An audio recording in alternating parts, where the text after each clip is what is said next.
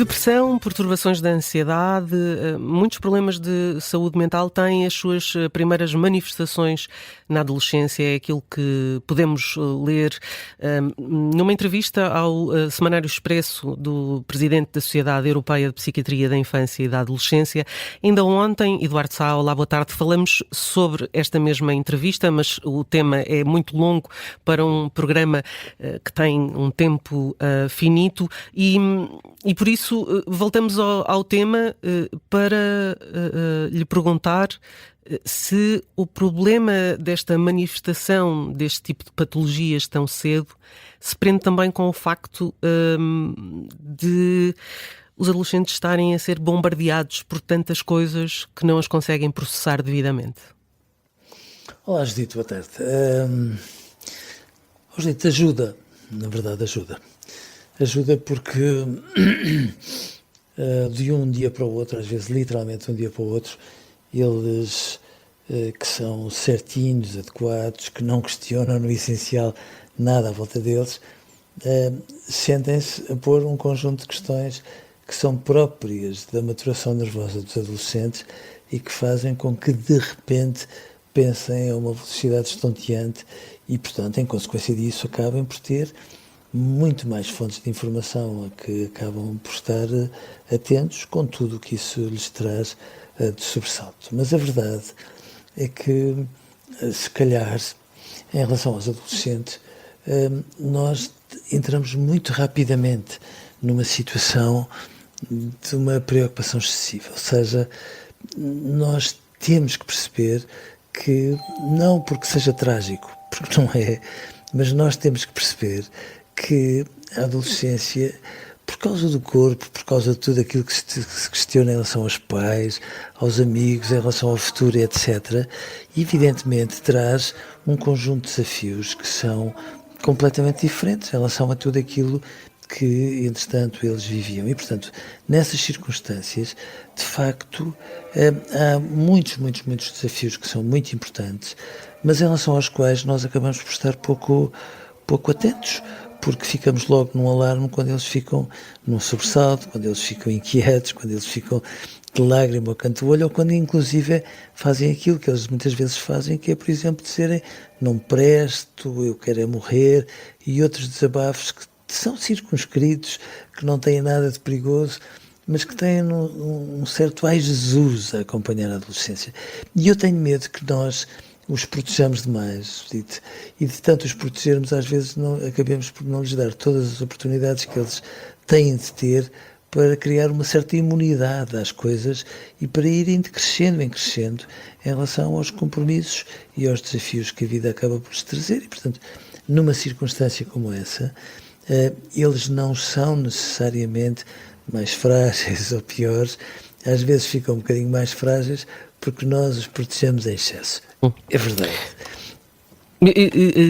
Estava aqui a pensar para já em não dizer o nome deste Presidente da Sociedade Europeia de Psiquiatria da Infância e da Adolescência, porque é um nome em grego com demasiadas sílabas, eu não vou conseguir, mas este médico diz claramente que a incidência de problemas está a aumentar ano após ano e que os dados mais recentes mostram que 1/3 dos problemas de saúde mental ocorre antes dos 18 anos. A questão é: porquê é que os números aumentaram tanto nos últimos anos? Cuidado. Vamos lá ver. A saúde mental é um privilégio dos países desenvolvidos. É muito importante que nós tenhamos noção disso. E, portanto, numa circunstância como essa, é normal que os países subdesenvolvidos não se ponham esse tipo de questões, porque muitas vezes os adolescentes sofrem desde muito mais cedo e, de certa forma, encapsulam aquele sofrimento como se fizesse parte, enfim, tragicamente parte do crescimento deles. E, portanto, eu acho muito importante que nós estejamos mais atentos à saúde mental dos adolescentes. Cuidado também, porque o sobressalto mental dos adolescentes fez parte de todas as gerações. Claro que sim. Ser adolescente não é nada fácil. Não é dificílimo, é muito difícil e muito fazem eles, de facto. Agora, o que é que nós de antes, todos nós observávamos, miúdos que até ao 7º ou 8º ano iam muito direitinhos, de bem com a vida, com tudo a correr dentro do que era expectável, e depois entravam ali no 8º ou no 9º e começavam a constipar os resultados escolares, e portanto a escola era uma espécie de guarda-chuva debaixo da qual muitas vezes se escondia tudo o que era perturbação mental da adolescência. Felizmente, neste momento, nós temos os miúdos muito mais apoiados, a escola muito mais atenta e, portanto, este guarda-chuva, felizmente que não funciona, porque nós, no fundo, estamos atentos àquilo que é, ou seguramente mais atentos em relação àquilo que é importante para eles. Agora, falar disto como epidemia, como ontem estávamos a dizer, eu acho que é muito importante, só para dar uma sacudidela nos pais e nas pessoas que É um alerta deste médico. Claro, porque a nossa tentação, às vezes, como pais, é dizer assim: pronto, isto é uma fase, é o clássico dos clássicos. E às vezes é, não é? Às vezes é uma fase.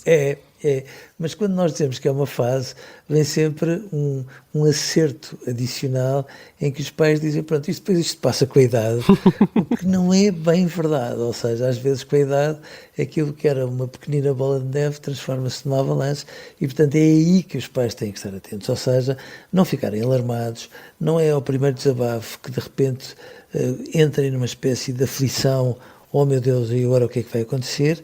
Agora, passa um mês, passa 2, passam 3, e de repente uma nuvem negra ficou ali em cima de um rapaz ou de uma rapariga que até aí estavam razoavelmente bem.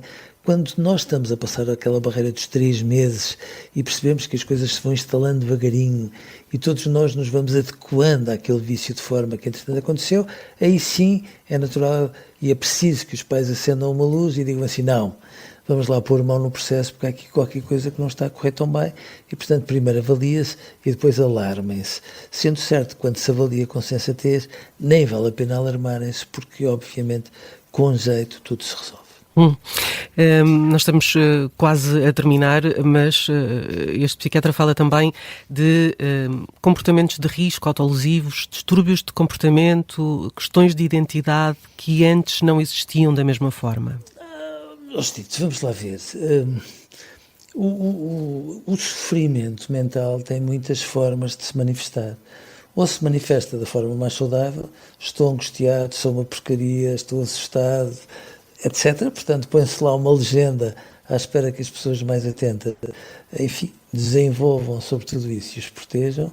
A linha B, quando não se traduz muitas vezes nisto, traduz-se através de perturbações de comportamento.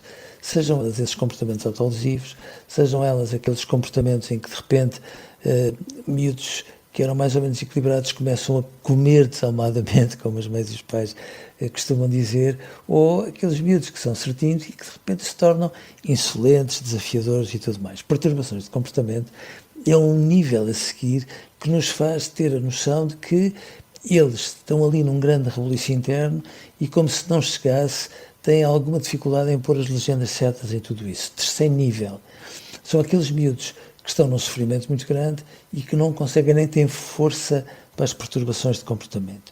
E são aqueles miúdos que de repente começam a fazer episódios inflamatórios de repetição ou perturbações gastrointestinais que surgidas aparentemente do nada, ou de repente ficam com uma hipertensão arterial, porque às vezes eles também fazem isso e, portanto, tudo o que é às vezes sintomatologia psicossomática que faz com que os pais vão correr a um pediatra ou a um médico de família e muito bem, e que fazem, aliás, muito bem, mas que às vezes têm um interruptor que não é bem esse, às vezes tem ali a ver com alguma perturbação da parte dos nossos filhos. Portanto, isto tudo sempre existiu, as dificuldades da adolescência hoje são menores, apesar de tudo, são muito menores do que eram há 2 ou 3 ou 4 gerações atrás. Todavia, volto a dizer, os países desenvolvidos, e muito bem, não querem que as pessoas sejam só adequadas, querem que elas estejam bem, que tenham saúde mental, que tenham projetos de vida, que sejam felizes, e portanto, quando eles ficam no meio do ponto e percebem que querem muito isso e não são capazes, pronto, acendem a luz amarela e toca a andar. É importante que nós os ajudemos, sendo que ajudá-los muitas vezes não é entrarmos naquele alarme terrível. que às vezes vai por uma medicação exorbitante adiante e que, feitas as contas, nem sempre traz todos os ganhos indispensáveis ao seu crescimento. É preciso também baixar expectativas. Eduardo, um grande abraço, obrigada e até amanhã. E amanhã vamos falar de empreendedorismo e inovação. Fica só a nota. Um grande abraço, obrigada. Isso é quase uma ameaça. Até amanhã. Até amanhã, até amanhã.